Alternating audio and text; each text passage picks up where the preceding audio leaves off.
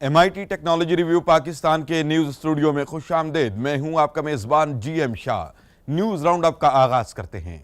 Bulletin के आगाज़ में आपको बताते हैं कि पाकिस्तानी तालिबा ने अमेरिका में होने वाले समर कैंप 2016 का गेमिंग अवार्ड जीत लिया है।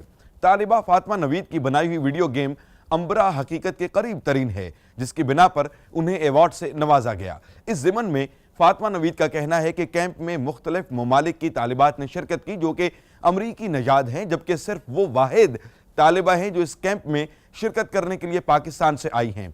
बताया जा रहा है कि ये समर कैंप 2014 से मुनाकिद किया जा रहा है, जिसका मकसद लड़कियों को वीडियो गेम की तालीम देने के साथ साथ उनकी हौसला अफजाई करना भी है। इस कैंप की शुरुआत MIT की तालिबा ने की थी।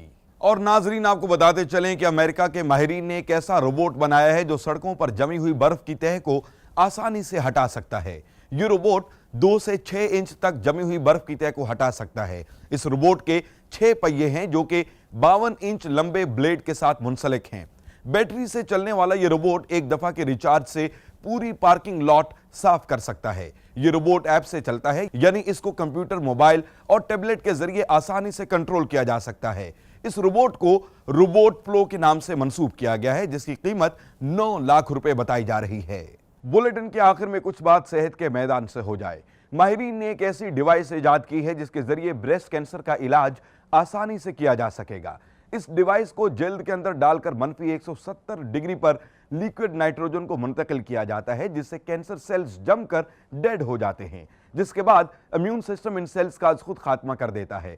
इस तरीका इलाज की खास बात यह भी है कि डिवाइस बराह रास्त कैंसर सेल्स को निशाना बनाती है, जिससे सेहतमंद सेल्स मुतासर नहीं होते। यह तरीका इलाज कम खर्च होने के साथ साथ मरीज को तेजी से सेहतयाब भी करता है। इस इलाज को क्रायोएब्लेशन के नाम से मंसूब किया गया है। इसके साथ ही MIT टेक्नोलॉजी रिव्यू पाकिस्तान के न्यूज़ स्टूडियो से अपने मेज़बान GM शाह को इजाज़त दीजिए। अल्लाह निगहबान।